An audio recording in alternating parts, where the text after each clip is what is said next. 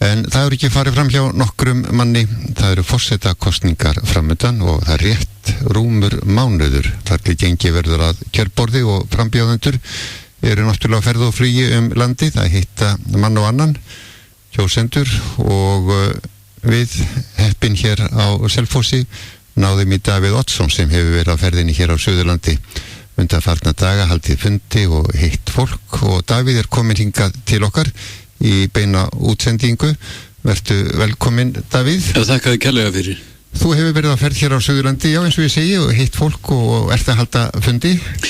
Já, bæði svona fundi og eins bara færi fyrirtæki og tala við mannskapinn sem þar og þetta hefur verið mjög skemmtilegt, til dæmis í dag að þá byrjuðum við nú ekki fjarri hér höfuðstöðum ykkar hjá Guðmundi Tyrfingssyni. Akkurat. Og áttu þar góða stund yfir kaffi og pönnukökum. Já. Og spjalli við mannskapinn þar.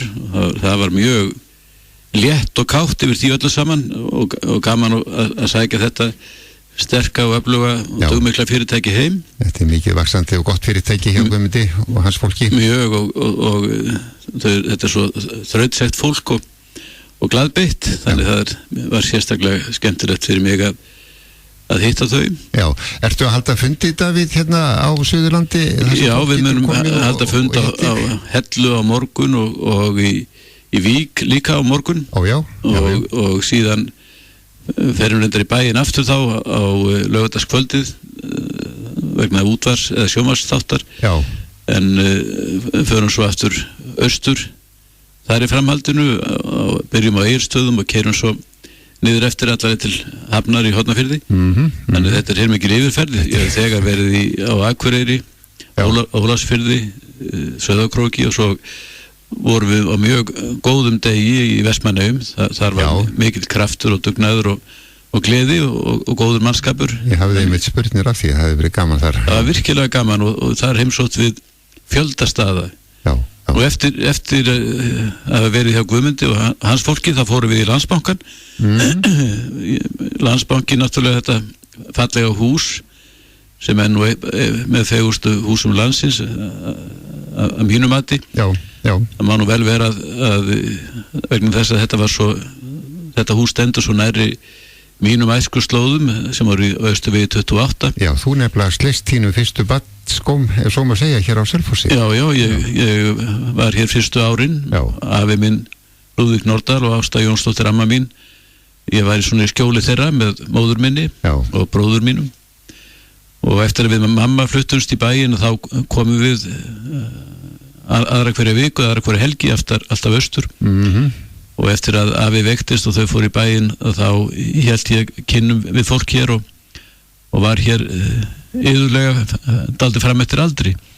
Þannig ég á mjög margar góðar minningar hérðan og reyndar skrifaðan úr smásögu eina sem að síðan var gerð bíómynd eftir atburði hér á Selfossi. Akkurat. Og Landsbankanum fannst mér gaman að vera og fá að skoða það hús frá toppi til táar, ef svo má segja. Að því að húsið er alveg einstaklega fallegt bæða innan og utan og þetta er snirtilegt af alveg bankans og þeirra sem þar ráða ríkjum, þannig að ég gleddist yfir því. Síðan var farið í mjólkurbúið og þar fengum við kjötfass og kjötbollur og kál og kaffi, þannig að það var myndarlega að móta okkur tekið. Þaðan fórum við svo aftur í TRS. Tölvu og rafmyndaþjónustu. Já, það sem er mjög myndarlegt fyrirtæki sem að þjónustar all landið og er í samkeppni við stóra aðila og stendur sér vel, nærri 30 manna fyrirtæki og með ítök víða, þannig að það var mjög skemmtilegt að heyra þeirra hugmyndir og hitta menn á þeim bæ. Þaðan fórum við suður á bóginn og að Eyrarbakka og sóttum heim Litlahraun og áttum mjög notalega stund þar á þeim stað með starfsmönnum þeirra stofnunar og hittum reyndar allmarga fanga, hressa og káta og glaðbytta og skoðuðum starfsemina sem menn stunda þar, bæði verslanir og númera framleiðslu og þetta allt saman og fyrir mig var þetta að þýlið til enn skemmtilegur að afi og amma byggu áður þau fóru á Selfoss mjög lengi á Eyrarbakka. Já.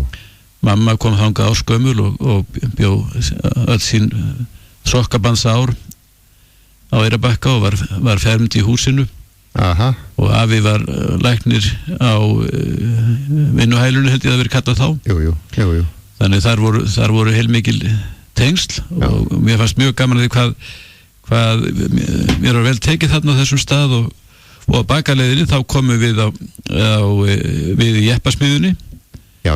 Og Ljónstöðum. Já, á Ljónstöðum og þar var mikið fjör og kátir menn og restmannskapur og margt átti fjúka og mikið leið og mikið skemmt sér. Þannig að það var þessi dagur er búin að vera alveg sérdeilis ánægjulegur og margbreytilegur, vil ég segja. Gaman að heyra þetta. En þá aðeins Davíð frambóðið, forsetaembættið.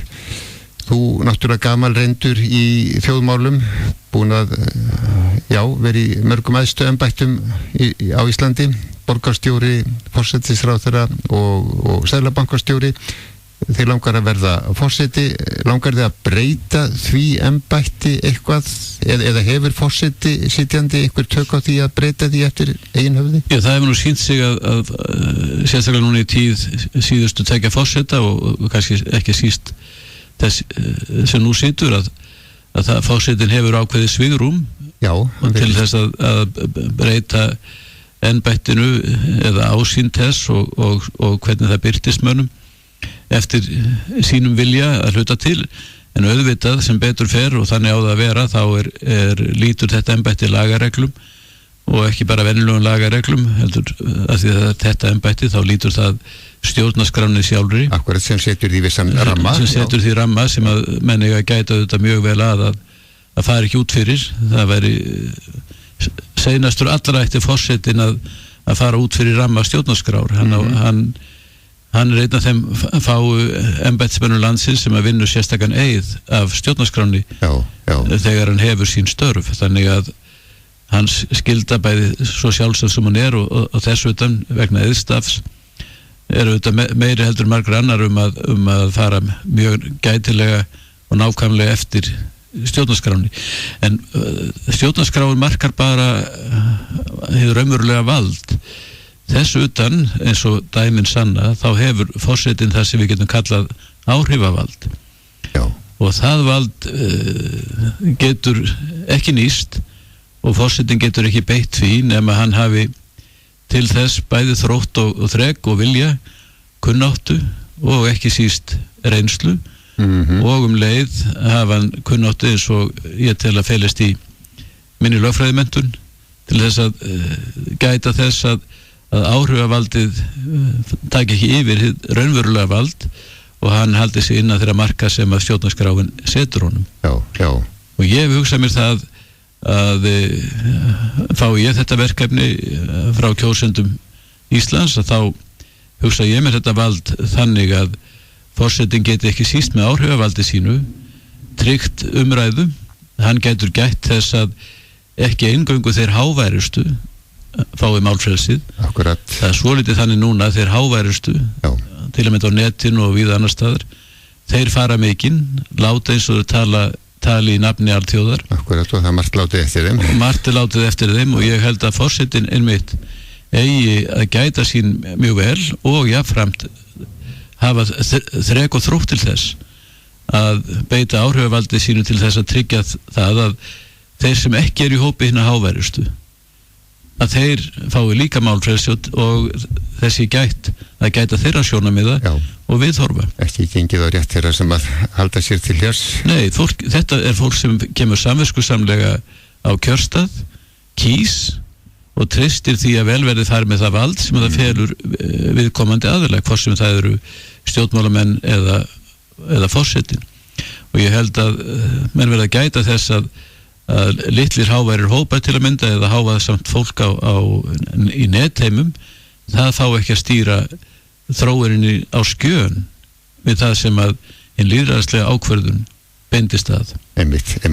En Davíð, það hefur ónefndilega verið á brattan að sækja þitt frambúð kom nokkuð kannski seint og aðrir voru búinir að taka kannski forskot, en skoðanakannanir sem hafa verið að birtast síðustu daga sína það að þú átt á brattan að sækja, þótt þú sést kannski með vaxandi fylgi, sígandi lukka kannski best eða hvað? Það alveg rétt hjá þér að það hefur verið á brattan að sækja og það nú ekkit slæmt hlutverk að sækja svolítið á brattan, en þessar skoðanakannanir hafa allar gengið á sama veg.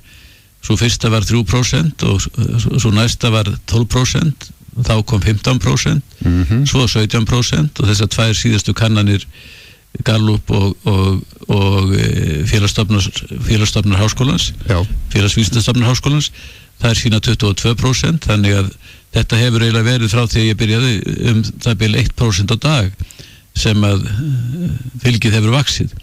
En það þarf mikið meira til og ég vona að þessi þróun haldi áfram og ég, eins og í dag, ég finn óskaplega mikil hlýju og velvilja. Já. Og ég þarf auðvitað að vænta þess og vona og biðja það að þessi hlýhugur og þessi velvilji að hann breytist í beinharðan stuðning sem endi með því að menn krossi rétt við á kjördag.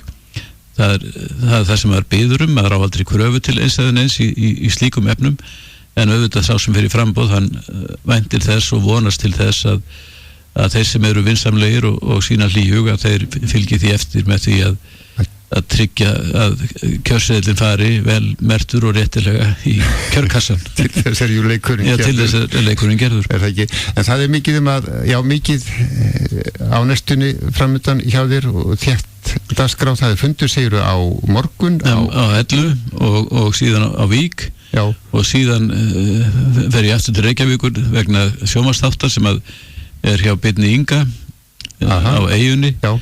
Og þar daginn eftir þá verður farið á Egilsstaði og síðan Seyðisfjörð og síðan suður með fjörðunum og ég hlakka til þeirra farar og þar munum við enda mentanlega á Höfn í Hornafirði og svo munum við sjá til hvort við getum ekki komist aðeins á vesturkantinn þó síðar verði. Reiknar með að halda eitthvað sérstakann fund til dæmis hér á Selfossi?